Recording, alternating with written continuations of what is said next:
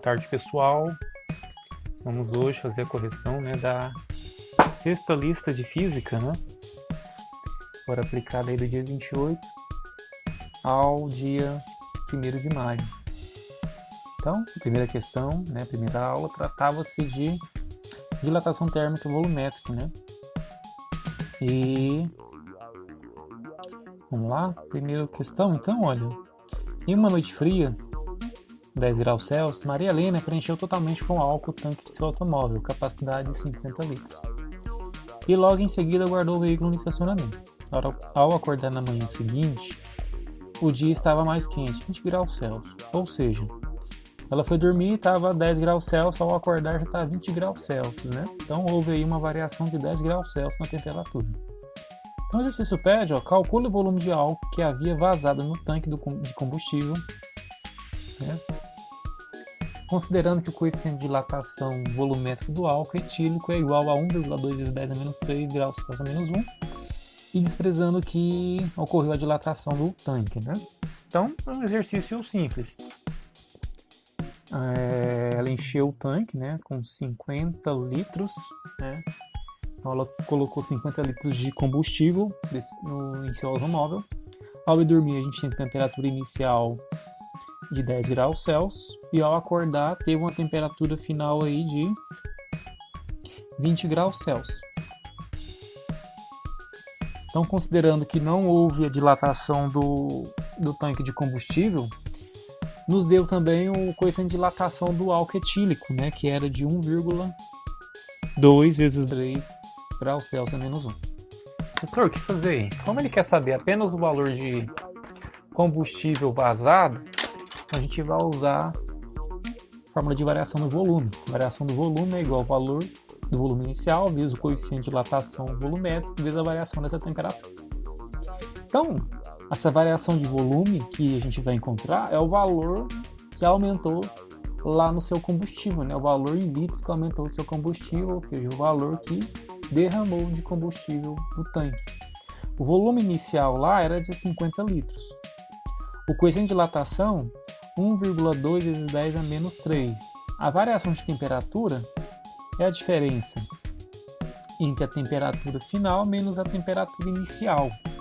A temperatura final ali é de 20 graus Celsius, menos a inicial que é 10. Então a gente tem uma variação de temperatura de 10 graus Celsius. Então aqui vezes 10. Então se a gente multiplicar 50 vezes 1,2, isso vai dar quanto? 60. Vezes 10 a menos 3. Então, se a gente multiplicar 60 vezes 10, 60 vezes 10 é 600. Vezes 10 a menos 3 litros. A gente pode deixar assim, ou para ter uma noção mais real disso daí, a gente pode voltar essas casas, olha. Menos 3 casas. Menos 3 casas é voltar 3 casas para a sua esquerda. Então ficaria 0,600. 600, desculpa, ficar 1, 2, 3. A vírgula vai parar aqui, né? Então fica 0,6 litros. Ou seja, derramou aí do seu carro 0,6 litros ou 600 ml. Né?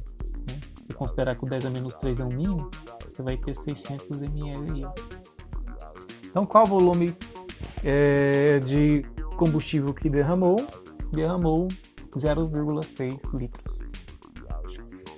Questão de número 2. Vamos ver a questão de número 2. Um recipiente para líquidos com capacidade de 120 litros é completamente cheio a uma temperatura de 10 graus Celsius.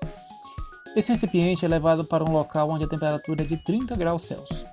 Sendo o coeficiente de dilatação volumétrico do líquido igual a 1,2 vezes 10 a menos 3, né, igual o coeficiente que a gente acabou de ver na questão de número 1, né, do álcool etílico, e considerando desprezível a variação do volume do recipiente, qual a quantidade de litros derramado?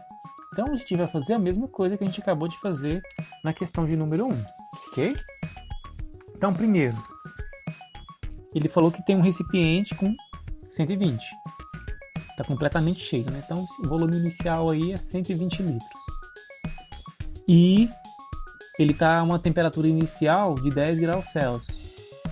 E ele é levado para um local onde tem uma temperatura final de 30 graus Celsius. Então tem uma variação de temperatura aqui, ó. Que é a temperatura final menos a inicial, que é 30 tira 10, com a variação de temperatura 20 graus Celsius. Essa é a variação que a gente vai substituir lá na nossa equação.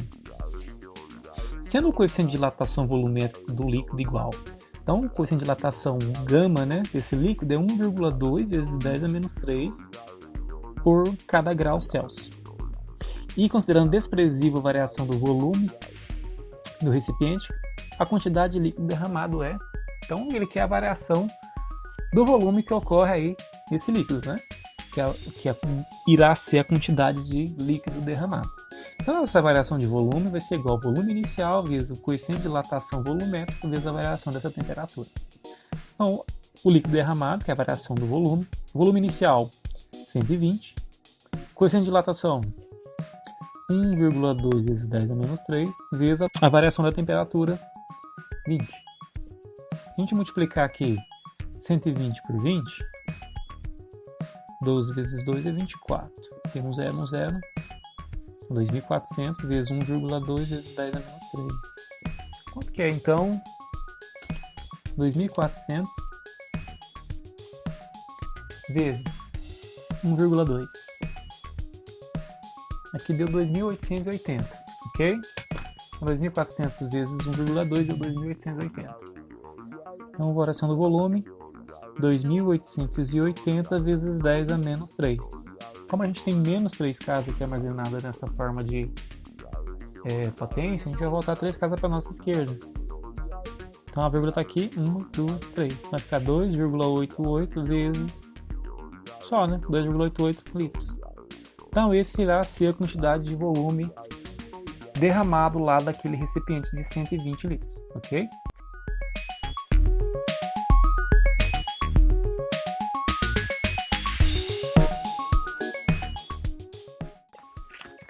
Então, pessoal, na aula 2 aqui, a gente vai trabalhar com o comportamento anômalo da água, né? O comportamento anômalo que a água tem quando ela é resfriada abaixo de 4 graus Celsius. Então vamos lá, questão número 1. O uso racional das fontes de energia é uma preocupação bastante atual. Uma alternativa para o aquecimento da água em casas ou condomínios é a utilização de aquecedores solares. Um sistema básico de aquecimento de água por energia solar é composto de coletores solares, que são as placas, né? Reservatório térmico, que a gente chama de boiler, e está esquematizado aqui, conforme a figura que a gente tem aqui na próxima página. Então o que a gente tem? A gente tem uma caixa d'água, né, onde vai ter a água. Aqui o reservatório onde vai armazenar essa água quente, né, chama boiler, né? E aqui sai a água, daqui que já sai água quente. O que acontece? Então, essa água fria, né, como ela tem maior densidade, ela tende a ficar aqui embaixo, né? Ela desce aqui, entra aqui nas nossas placas, né, por baixo da placa, né, que ao aquecer com a luz solar, né, aumenta a temperatura. Aumentando a temperatura, ele vai ter um maior volume, né? Que corpos com maior temperatura tende a ocupar um maior espaço, né? E aí essa água vai diminuir a densidade e vai subir, né? Subindo aqui por gravidade e volta aqui para o nosso coletor, né? Entrando aqui água quente. Essa água quente entra aqui e a água fria que está aqui desce e fica, né? Volta aqui para nossa placa e fica circulando, né? Aí esse ciclo faz a água, né, ficar com temperatura maior, desce, coleta o calor, sobe, desce, a fria, né? E aí assim ela esquenta essa água. Então, em relação ao sistema ilustrado na figura acima, assinala as proposições corretas. A água circula entre os coletores e o reservatório térmico através de um sistema natural por convecção.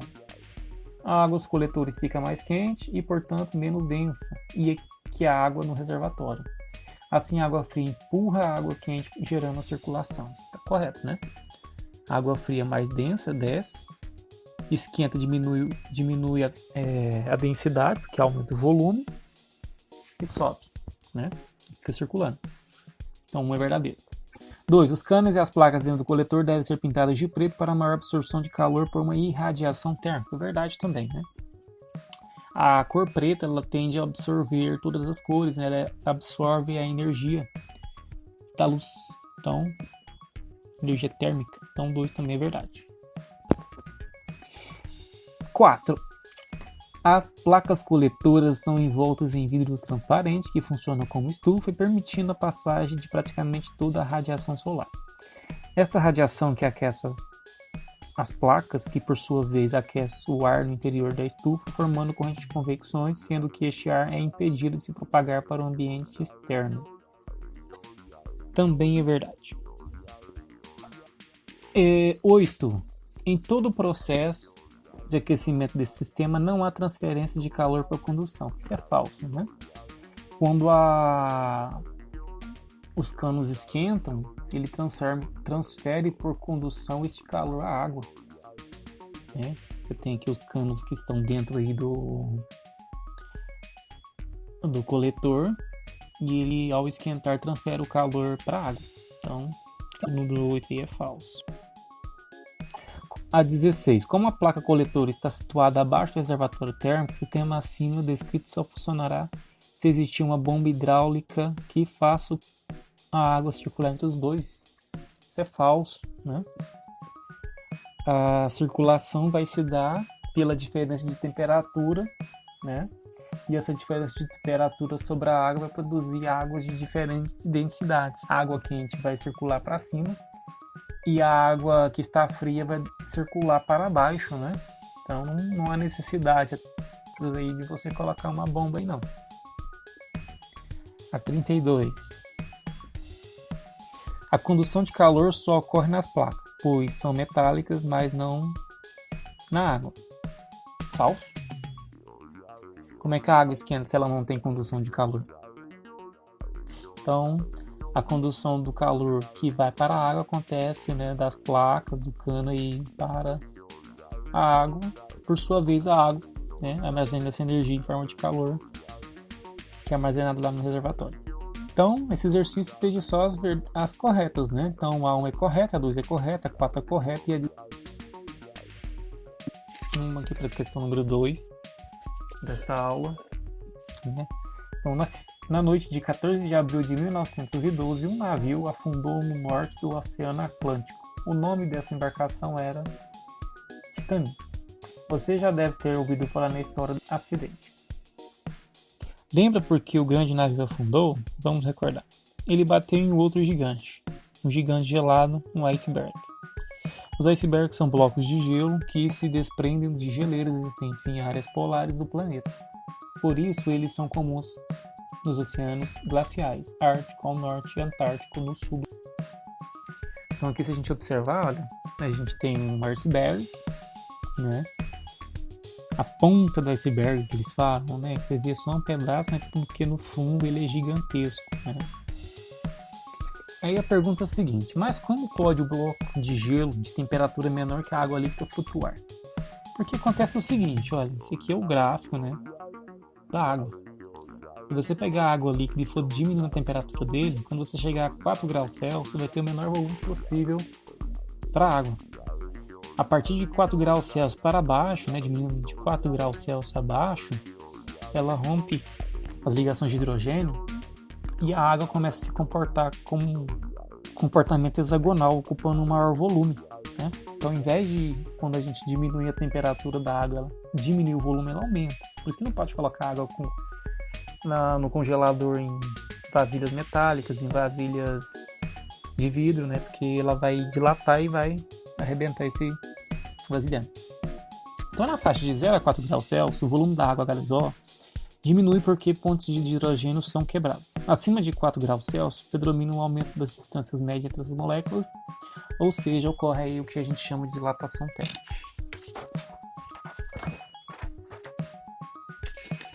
Então, vamos lá. A explicação para que o gelo flutue sobre a água líquida é que o gelo a 0 graus Celsius tem menor volume que a água a 4 graus Celsius. Então, se a gente analisar o gráfico, a gente vê que isso é falso, né? A 0 graus Celsius, o gelo tem maior volume que a água a 4 graus Celsius. Então aqui ela vai ter um volume V0, V1. Quem é maior, V0 ou V1? No eixo cartesiano, V1 é maior. Então isso é falso. O gelo a 0 graus Celsius tem maior volume que a água a 4 graus Celsius. Isso é verdade. O gelo a 0 graus Celsius tem volume maior que a água a 50 graus Celsius. Falso. O gelo a 0 graus Celsius tem menor volume que a água a 5 graus Celsius. Vamos ver lá. 0 graus Celsius, vai ter algum ponto para cá, que é acima de 10, que vai ter o mesmo volume. A 5 graus Celsius não é, então aquilo é falso também. Então a letra E, o gelo a 0 graus Celsius tem menor volume que a água a 3 graus Celsius, é falso. Então, a alternativa correta aí para essa questão, exercício 2, então, o gelo a 0 graus Celsius tem maior volume que a água a 4 graus Celsius. Então, dá a alternativa letra B, ok? Então, o exercício 2, a alternativa correta, letra B. Com isso, a gente finaliza a correção da sexta lista de física, aplicada no dia 28 a 1º de maio. Abraços, bons estudos!